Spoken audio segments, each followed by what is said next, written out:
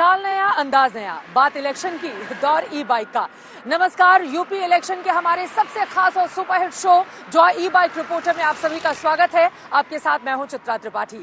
साल नया है, लिहाजा हमने भी कुछ नया करने की ठानी है। इसी वजह से अब हर रोज शाम 7:30 बजे एक खास संदेश आप सभी के लिए, प्रदूषण मुक्त हो हमारे ये देश। वैसे यूपी इलेक्शन में पूरी राजनीतिक पार्टियों ने दमखम के साथ अपनी ताकत झोंक के रखी हुई है।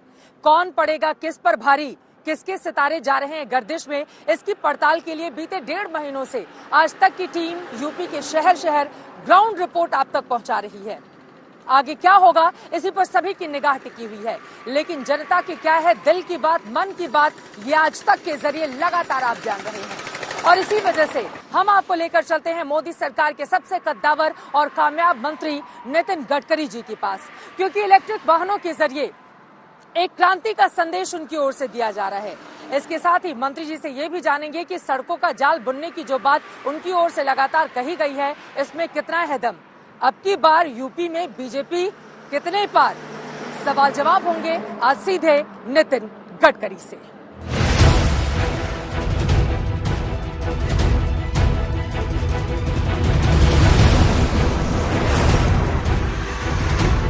अब आप अनाज से टूर कर रही हो, जिस जिले में हमारे रोड अच्छे नहीं थे वो बता देना, अगर कुछ कम होगा तो मैं सुधार दूंगा। अभी एक समय मेरा वजन 130 किलो था, अब 95 है। कंट्रोल रखता हूँ, पहले 6 समोसे खाता था तो अब 1 या 2 खाता हूँ। संगीत सुनता हूँ, भोजपुरी के सुनता हूँ, भोजपुरी के भी सुनते हैं आप, तमिल, साउथ इंडियन सुनता हूँ।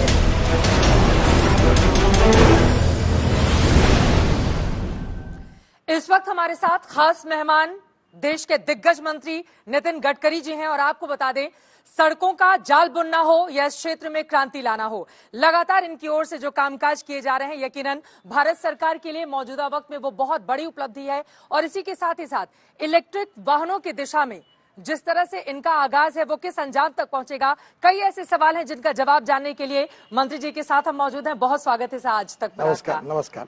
और मेरा सबसे पहला सवाल, मुझे पता है कि आपकी बहुत व्यस्त दिनचर्या है, लेकिन उत्तर प्रदेश चूंकि सभी की नजर उसी पर टिकी हुई है, अभी क्या स्थिति भारतीय जनता पार्टी की वहां पर दिखाई दे रही है? सबसे पहली बात यह है कि कानून व्यवस्था में बहुत सुधार हुआ है। एक समय उत्तर प्रदेश की समस्या कानून और व्यवस्था थी और निश्चित रूप से योगी जी ने इसको बदल कर दिखाया है।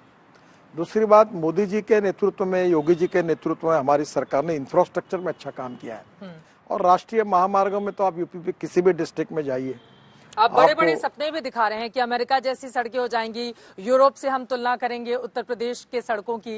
ये सपने पूरे हो पाएंगे, हकीकत में तब्दील होंगे या फिर नहीं होंगे? मैं सपने दिखाने वाला नेता नहीं हूँ। जो सपना दिखाता हूँ, आज तक के लाइफ में मैंने हर सपना पूरा किया है। एक भी सपना पूरा नहीं होगा तो आप ब्रेकिंग न्यूज लगा देना। जो मैंने उत्तर प्रदेश में कहा है, 3 लाख करोड़ के काम 2014 से 2021 तक हमने, उसमें से 1,60,000 करोड़ के काम पूरे हुए हैं, बाकी काम प्रोसेस में है। और मैंने कहा है कि उत्तर प्रदेश में डबल इंजन लगाओ भाजपा का, 5 लाख करोड़ रुपए दूंगा और यूपी को उत्तर के अमेरिका के स्टैंडर्ड के रोड बना के दिखाएंगे।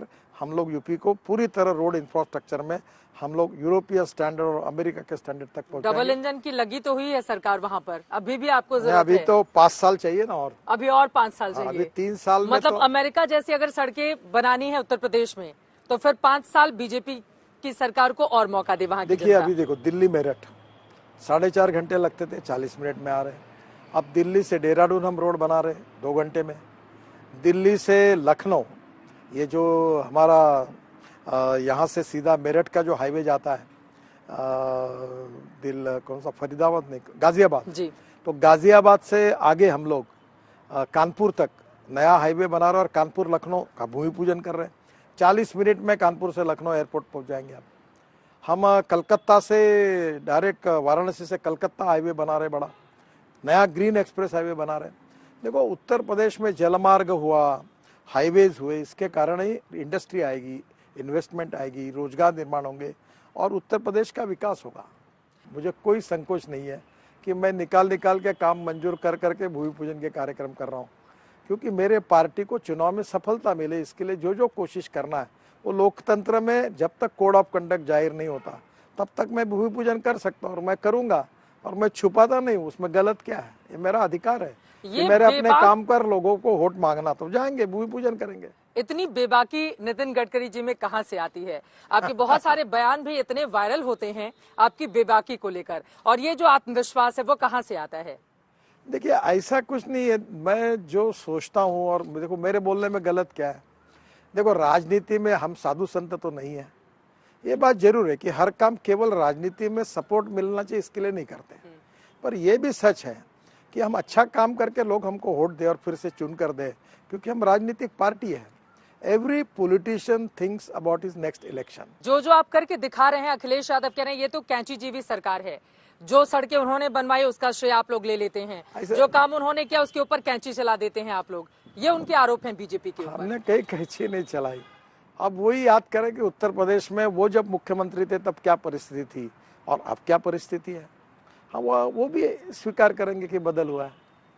बाकी विपक्ष को ऐसा देखो, अगर उनको हमारे खिलाफ लड़ना है हाँ। तो उनको हमारे खिलाफ तो बात करनी होगी। अगर हमारे फेवर में बात करेगी तो उनका दुकान खत्म बंद हो जाएगा। उनकी दुकान बंद हो जाएगी। हाँ। अभी उनकी दुकान कैसे नजर आ रही है अखिलेश जी की? माना जा रहा है कि बीजेपी को बड़ी कड़ी और बड़ी वाली टक्कर दे रहे हैं। मैं एक बात देखता हूँ, मुझे अपने मित्र ने एक बार एक बात बताई थी, दो रेखा है, एक अपनी और दूसरी की पूछने से अपनी बड़ी होती है। तो मैं अक्सर उसने कहा कि दूसरे की कभी पूछना नहीं, अपनी बड़ी करना। अपनी पॉजिटिव बात, हमने किया हुआ काम, मोदी जी के नेतृत्व में हुआ काम, मोदी जी के नेतृत्व में भारत सरकार में हुआ काम उत्तर प्रदेश में, ये पूंजी लेकर हम लोगों के पास जाएंगे और हमारे काम पर वोट मांगेंगे। ठीक है, अब आपका काम कितना बोलता है इस पर आगे मैं सवालों को लेकर आऊंगी, लेकिन जॉय ई बाइक के जरिए आप बार बार लोगों को भरोसा दे रहे हैं कि दरअसल इसके जरिए न सिर्फ प्रदूषण कम होगा बल्कि लोगों की खपत और बचत भी होगी। ये संदेश क्या है आपका, और इसके जरिए कैसे नितिन गडकरी जी अपने मंत्रालय को लेकर आगे बढ़ रहे हैं? देखिए अभी ये ई बाइक है। हाँ। अभी एक कार अगर पेट्रोल पे चलेंगे और 12,000 रुपए साल का खर्चा होगा, अगर वो इलेक्ट्रिक पर आएगी तो 1,000 रुपए आएगा। इतनी ज्यादा कमी हो जाएगी? हाँ, मेरे पास इलेक्ट्रिक एसयूवी है। जनवरी में मैं अभी यहाँ से मैं हाइड्रोजन की, ग्रीन हाइड्रोजन की कार दिल्ली में चलाने वाला हूँ। Ethanol, methanol, biodiesel, bio CNG, electric और ग्रीन हाइड्रोजन, इसका मैं प्रचार करता हूँ। ये स्वदेशी फ्यूल है। हमारे देश का किसान अन्नदाता नहीं ऊर्जादाता बने, यही बात कहता हूँ। मेरे देश का पहला सीएनजी पर पराली जो जलाते उसके बजाय सीएनजी बनाकर पहला ट्रैक्टर मेरा लॉन्च हुआ, आज अच्छा चल रहा है। और ये हो सकता है, ये हम करके दिखाएंगे। और ये लोगों के दिमाग में लेकिन ये रहेगा ना, चार्ज कहाँ से होगा? बहुत सारे ऐसे क्वेश्चन होंगे। हम लेकर तो आ गए, देश को बता दिया, लेकिन चार्जिंग पॉइंट्स कहाँ पर होंगे? ये देखो, ये दिन भर 150-200 किलोमीटर चलेगी। हाँ। और रात को घर में प्लग लगा दो तो चार्ज हो जाएगी, फिर 200-250 किलोमीटर चलेगी। अब गाड़ियां बढ़ेगी तो चार्जिंग स्टेशन आएंगे। अभी मैं 350 रोड साइड एमिनिटीज NHI में बना रहा हूँ, हर जगह चार्जिंग स्टेशन है।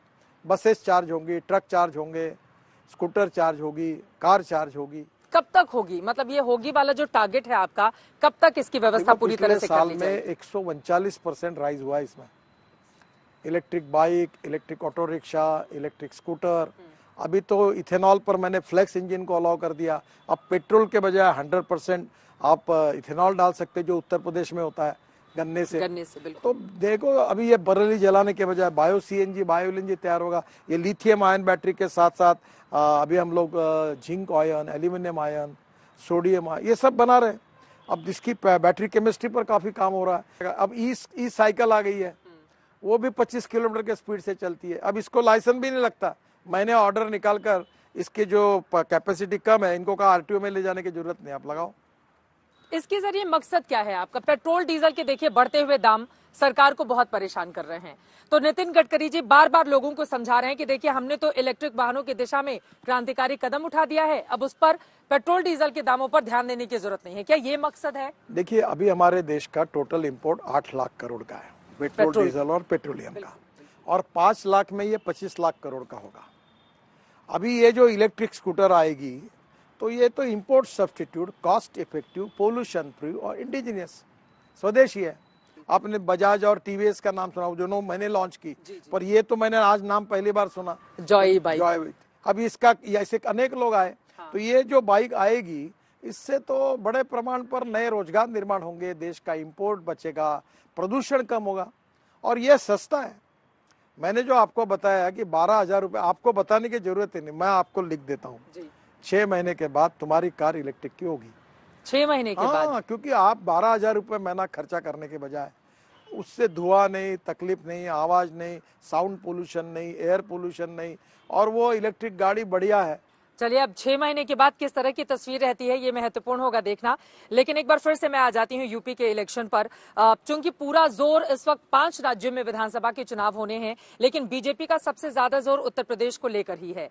और मुजफ्फरनगर में खासतौर से उस बेल्ट में जिस तरह की परिस्थिति किसान आंदोलन के बाद बीजेपी के लिए पैदा हुई है, आपको लग रहा है कि किसान 3 कानून रद्द होने के बाद अब मान गए हैं और वो बीजेपी के लिए वोट करेंगे, या मुश्किलें पैदा करने वाले हैं किसान इस बार? देखिए, इस बार लोग और किसान विकास चाहते हैं, और उत्तर प्रदेश की कानून व्यवस्था भी अच्छी है। उत्तर प्रदेश में पहली बार गन्ना उत्पादक किसानों को भाव भी मिला है, पैसे भी मिले। आप देखिए, आपके पास आंकड़े बहुत रहते हैं। सड़कों का कितना जाल यूपी में बिछाया है आपने अभी जब से आपको जिम्मेदारी सौंपी? 4,800 किलोमीटर का काम पूरा हुआ है। 4,800 किलोमीटर का नेशनल हाईवे का काम पूरा हुआ है। करीब 3,000 किलोमीटर का काम चल रहा है, और आने वाले समय में भारतमाला 2 मैं और जाहिर करूंगा NH, और मैं कम से कम 8,000 किलोमीटर नए हाईवे उत्तर प्रदेश में बनाऊंगा। इसके अलावा 5 एक्सप्रेस हाईवे बना रहा हूँ, ग्रीन यानी नए अलाइनमेंट, जैसे दिल्ली से देहरादून। ये हाईवे जो नया है, इसका पुराना रोड नहीं है। गडकरी जी के बारे में कम से कम ये बात कही जाती है कि वो अपने कमिटमेंट के पक्के हैं, और यकीनन जो काम उनकी ओर से किए गए हैं, भारत सरकार हो या फिर यूपी सरकार, बार बार चुनाव में इस बात को गिना भी रही है कि रोड के मामले में कितनी बड़ी कामयाबी उत्तर प्रदेश ने हासिल कर रखी है। लेकिन एक बार फिर से किसानों का आपने जिक्र किया, आपने कहा कि गन्ना किसानों को बहुत फायदा, लेकिन प्रियंका गांधी हो, राहुल गांधी हो या फिर अखिलेश, जितने भी विरोधी दल हैं, वो किसानों के मुद्दे पर ही बीजेपी पर सबसे ज्यादा हमलावर रहते हैं। अगर वो हमलावर नहीं रहेंगे तो उनकी पार्टियां कैसी चलेंगी? उनकी बातों को आप गंभीरता से लेते नहीं लेते, आप मुस्कुरा के जवाब दे रहे हैं आराम से। बिल्कुल, विपक्ष का काम ही होता है, वो कितना भी अच्छा काम हुआ तो भी वो टिका टिप्पणी करता रहेगा। ठीक है, अब मैं आ जाती हूँ यूपी में। महिला वोटरों पर सभी की निगाहें हैं। आप लोग भी महिला वोटरों को लुभाने की कोशिश कर रहे हैं। प्रियंका गांधी वाड्रा ने तो 40% टिकट ही महिलाओं के लिए ऐलान करके रखा हुआ है। तो महिला वोटर मौजूदा वक्त में बीजेपी के लिए कितनी जरूरी है, और प्रियंका गांधी की एंट्री के बाद? देखिए, कांग्रेस का कोई रिलेवेंस ही नहीं है यूपी में। आप कांग्रेस को बिल्कुल कहीं मान ही नहीं रहे हैं? नहीं कहीं। क्यों नहीं है कहीं? उनके भी कार्यकर्ता हैं, अमेठी में राहुल प्रियंका जाते हैं, भीड़ आ जाती है। विधानसभा में कांग्रेस को कितने सीटें मिली थी? 7 सीटें। अब कितनी मिलेगी? अब वो तो अब जनता तय कांग्रेस करेगी। वालों को पूछो कितनी मिलेगी। देखिए, हमें क्यों उनके बारे में बात करनी चाहिए? हमारे बराबरी का कोई पहलवान है तो उसके बात करें। आपके बराबर का पहलवान कौन है उत्तर प्रदेश में? समाजवादी पार्टी से हमारी लड़ाई है, और हम लोग निश्चित रूप से इस चुनाव में समाजवादी पार्टी को हराकर फिर से एक बार अच्छे वोटों से चुनाव जीतेंगे, यही मेरा। अब 2-3 मैं बहुत व्यक्तिगत सवाल आपसे ले लेती हूँ। नितिन गडकरी जी की क्या लाइफस्टाइल है? पर्सनल जब खाली होते हैं तो क्या करना पसंद करते हैं? क्या गाने सुनना, मूवी देखना? थोड़ा सा आप अपने बारे में, क्योंकि इसके बारे में बहुत कम जानकारी है, लेकिन लोगों ने मुझसे कहा था कि आप गडकरी जी का इंटरव्यू कीजिएगा तो पूछेगा जरूर, क्योंकि आप अपने काम को लेकर जितने पैशन से आप उससे जुटे रहते हैं। अलग समय में खुद के लिए कितना टाइम दे पाते हैं, क्या करते हैं, इसके बारे में जरा। खाने का भी शौकीन था। हाँ। अभी एक समय मेरा वजन 130 किलो था, अब 95 है। कैसे किया आपने 95? काफी कंट्रोल करता हूँ अभी, खाने कम पीने खाता में। हाँ। मन तो होता होगा ना, लेकिन कि मतलब मन नहीं मरा है। मन नहीं तो मैनेज कैसे करते हैं? ये तो एक बहुत बड़ी कंट्रोल रखता हूँ। पहले 6 समोसे खाता था, तो अब 1 या 2 खाता हूँ। पहले आप 6 समोसे खा लेते थे, अभी 1-2 पर आ गए हैं। तो अभी खाना कम करता हूँ, पर मैं शौकीन हूँ। संगीत सुनता हूँ। मैंने अपने लाइफ को अपने तरफ से जीता हूँ। काम करता हूँ तो काम करता हूँ पूरे दिन भर मेहनत से, डेडिकेटेड काम करता हूँ, और जब मुझे समय मिलता है तो फिर मैं संगीत सुनता हूँ। अलग अलग भाषाओं के, भोजपुरी के सुनता हूँ, भोजपुरी के भी सुनते हैं आप? तमिल, साउथ इंडियन सुनता हूँ। तो ये सारी भाषाएं समझ में आ जाती हैं? मुझे नहीं आती, पर संगीत को भाषा नहीं होती। अभी हिंदी बहुत से गाने सुनता हूँ, गजल सुनता हूँ, बहुत अलग अलग प्रकार के सुनता हूँ। तो कुछ फेवरेट कौन से हैं जिनके ज्यादा सुनना पसंद करते हैं आप? कुछ मैं मुकेश जी को बहुत चाहता हूँ, और बहुत अच्छे सभी को भी चाहता हूँ। अभी बड़े बड़े कार्यक्रम भी करता हूँ। हमारे यहाँ खासदार सांस्कृतिक महोत्सव होता है। अच्छा। 17 दिन चलता है, 50-50 हजार लोग रोज आते हैं। अभी उसमें बड़े बड़े कार्यक्रम हुए, कैलाश खेर का हुआ, सुखविंदर सिंह का हुआ, ये अभी 2 कार्यक्रम, हेमा जी का कार्यक्रम था। तो कुछ कोविड के कारण अड़चन आई, पर मैं सांस्कृतिक में स्पोर्ट्स की इवेंट बना करता हूँ। 55,000 लड़के खेलते हैं 17 दिन। बड़े बड़े 36 गेम्स हैं। 136 मैदानों पर खेलते हैं। फिर मैं अभी एग्रोविजन किया, मैं किसानों में काम करता हूँ। 3 लाख किसान आए 4 दिन में, 40 विषयों पर वर्कशॉप हुआ। मैं अपने खुशी से अपने जो मेरे फेवरेट सब्जेक्ट्स हैं, हाँ। उसमें काम करते रहता हूँ, कभी सुनते रहता हूँ, कभी नाटक देखता हूँ। आपने यहाँ पे भोजपुरी का भी जिक्र किया, मतलब पूर्वांचल वाले जो यूपी के लोग हैं ना, वो तो एकदम खुश रहने वाले हैं कि नितिन गडकरी जी भी भोजपुरी सुनते हैं। भोजपुरी संगीत मुझे बहुत अच्छा लगता है। भोजपुरी अनेक हीरो भी मेरे बहुत अच्छे हैं। अच्छा। हाँ, तो मैं वो खुश हो जाएंगे सारे के सारे ये बात सुनकर। भोजपुरी संगीत भी अच्छा लगता है, मैं सुनता हूँ। बोलते भी हैं या बस सुनते रहते हैं? बोलना उतना नहीं आता मुझे, पर मुझे दिनचर्या आपकी क्या रहती है? मैं रोज सुबह उठने के बाद 1 घंटा प्राणायाम करता हूँ। अच्छा। हेल्थ में भी बहुत परफेक्ट हूँ और प्राणायाम करता हूँ, व्यायाम करता हूँ, उसके सिवा बाहर नहीं आता। और फिर ब्रेकफास्ट करके फिर काम शुरू करता हूँ। और ये जो अंदर का कॉन्फिडेंस है, क्योंकि आपके उस वायरल वीडियो पे मैं जाती हूँ, जब आपने कहा था कि मैं कल की चिंता नहीं करता, मुख्यमंत्री है तो आगे क्या रहेगा, इसको लेकर आपने बहुत सारी बातें कही थी। तो वास्तव में क्या नितिन गडकरी जी आज जिस जगह पे हैं, क्योंकि कोई कितने भी बड़ी पोजीशन पे पहुंच जाए, उसके आगे की एक और राह वो तय करता है। जो राष्ट्रीय नेता है वो अंतर्राष्ट्रीय नेता बनने का ख्वाब देखता है, उसके ऊपर भी। तो क्या गडकरी जी में वास्तव में इस तरह का कोई ख्वाब आप नहीं रखते हैं? अभी तक यहाँ तक जो आया हूँ ना, मैंने किसी को बायोडाटा दिया, न किसी का कटआउट लगाया, न किसी के गले में हार डाला, न किसी को बस कुछ मांगने के लिए गया। मेरी हैसियत और औकात से ज़्यादा भगवान ने मुझे बहुत दिया है और मैं खुश इसलिए हूँ कि मैं भविष्य की चिंता नहीं करता।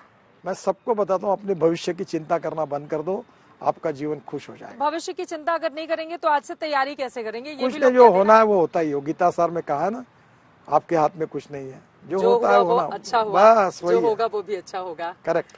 चलिए, गीता सार की इन्हीं लाइनों के साथ बहुत शुक्रिया नितिन गडकरी जी आज तक के हमारे इस कार्यक्रम में आने के लिए और ये तमाम बातें हमारे दर्शकों तक पहुंचाने के लिए। आगे के लिए आपको बहुत सारी शुभकामनाएं। बहुत बहुत धन्यवाद, थैंक यू वेरी मच। तो नितिन गडकरी जी दावा कर रहे हैं उत्तर प्रदेश के इलेक्शन को लेकर बीजेपी फिर से सत्ता में आएगी, क्योंकि कामकाज बहुत ज्यादा किया गया है। अब उनके दावे में कितना है दम, इसके लिए करना होगा हमें थोड़ा इंतजार। कैमरा पर्सन हिमांशु शर्मा और संजय कुमार के साथ चित्रा त्रिपाठी, दिल्ली आज तक।